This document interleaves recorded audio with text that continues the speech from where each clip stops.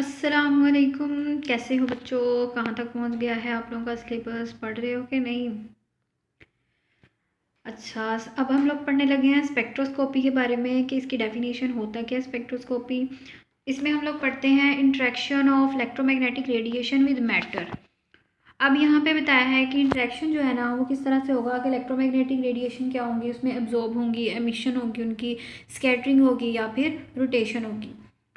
तो जिस spectroscopic technique में होगी एब्जॉर्प्शन करके उसका हम स्टडी कर रहे हैं तो उसको हम कहेंगे मॉलिक्यूलर स्पेक्ट्रोस्कोपी। जिसमें हम लोग देखें हैं एमिशन तो उसमें हम बोलेंगे एटॉमिक एमिशन स्पेक्ट्रोस्कोपी। एब्जॉर्प्शन वाली दो और भी हैं, आईआर और एटॉमिक एब्जॉर्प्शन।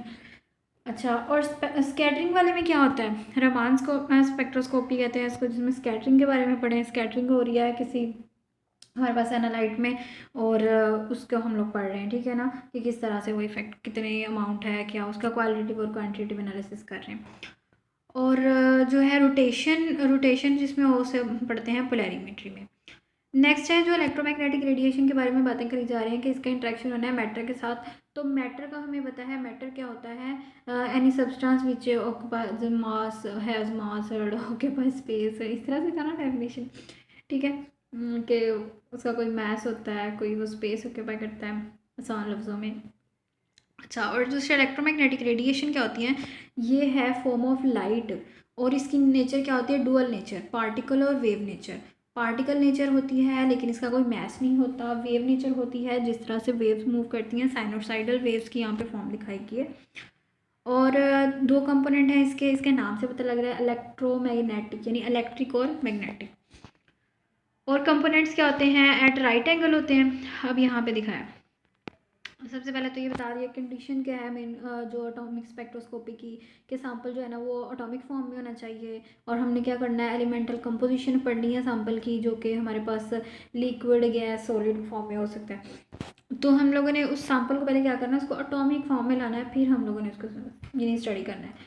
अच्छा, और कंसनट्रेशन जो है ना हम ये कितनी कर सकते हैं? पीपीएम या पीपीबी लेवल तक हम डिटेक्ट कर सकते हैं। और इसी तरह से इसकी डिफरेंट टाइप्स हैं स्पेक्ट्रोस्कोपी की, कुछ मैंने बता दी हैं, एमिशन, एब्जॉर्प्शन। अब यहाँ पे फ्लोरेसेंस और मैस स्पेक्ट्रोस्कोपी के बारे में भी बता दें। अच्छा जी, अब यहाँ पे बता रहे हैं स्पेक्ट्रोस्कोपी जो होती है ना इसे क्वांटिटेटिव एनालिसिस के लिए यूज़ किया जाए। वैसे तो स्पेक्ट्रोस्कोपी को हम लोगों ने पढ़ा था किस लिए हम उसको करते हैं, मतलब सेपरेशन क्वालिटेटिव और क्वांटिटेटिव, तीन चीज़ें की थी, ठीक है। तो यानी मेन हमारा ये था क्वालिटेटिव एनालिसिस और क्वांटिटेटिव एनालिसिस। लेकिन अगर वो सिर्फ क्वांटिटेटिव एनालिसिस के लिए यूज़ हो रहा है ना तो हम उसको कहते हैं स्पेक्ट्रोमीट्री, यानी हम लोगों ने इसमें क्वालिटेटिव एनालिसिस नहीं किया।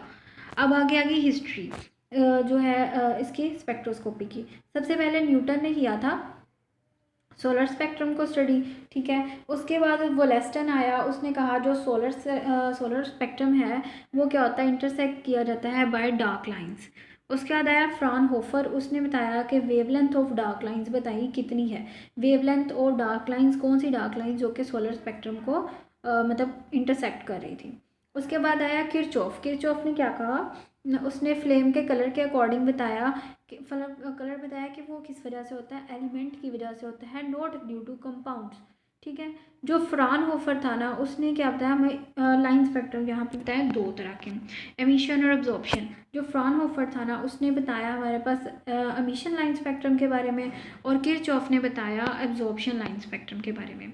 अब यहाँ पे ये इलेक्ट्रोमैग्नेटिक रेडिएशन दिखाई गई हैं और इस पर बताया गया, देखो एक जो है एच से डिनोट किया गया ब्लू लाइंस को, और रेड को जो है ना ई से इलेक्ट्रिक, वो है इलेक्ट्रिक फील्ड, और दूसरा क्या है? Magnetic field. अच्छा, इग्नोर करें बाकी आवाज़ों को कंसंट्रेट। इलेक्ट्रोमैग्नेटिक रेडिएशन फिर से आ गया कि वेव पार्टिकल डुअलिटी होती है, पार्टिकल के तौर पे बिहेव करता है विद नो मास, ठीक है, और ट्रैवल करता है एज अ साइनोसाइडल वेव। तो अब यहाँ पे कह रहे हैं वो इस तरह से नहीं जिस तरह से पेपर पे हम लोग ड्रा करते हैं, यहाँ पे दिखाया गया कि किस तरह से वो ट्रैवल कर रहा है, यानी कि ये ऐसे ऐसे। तो लेकिन वो कह रहे हैं बल्कि एक जैसे आपको किसी को कहते हैं ना ऐसे रबड़ को अपना ना, मैं बताती किस तरह से, कोई आपने रबड़ लिया, ठीक है, उसको एक तरफ से बांध दो, ठीक है, अब उसको खींचो और देखो फिर छोड़ो, वो जब जिस तरह से वेव बनते हुए वापस आएगी ना इस तरह से, तो ये मूव करती हैं रेडिएशंस। मतलब हम उसको पॉज ही कर सकते हैं अभी एनिमेशन। अच्छा, यहाँ पे इलेक्ट्रोमैग्नेटिक स्पेक्ट्रम दिखाया गया है, इसको ज़रा आप लोग देखें। यहाँ पे क्या है, ऐसे कैसे दिखाऊँ मैं इसे, ऐसे ही देखना पड़ेगा।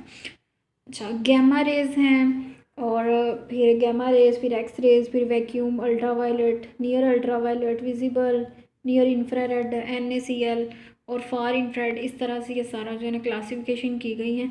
अब इसके बारे में आगे देखते हैं हम लोग थोड़ा स्टडी। सिंपल आप लोगों ने देख लिया तो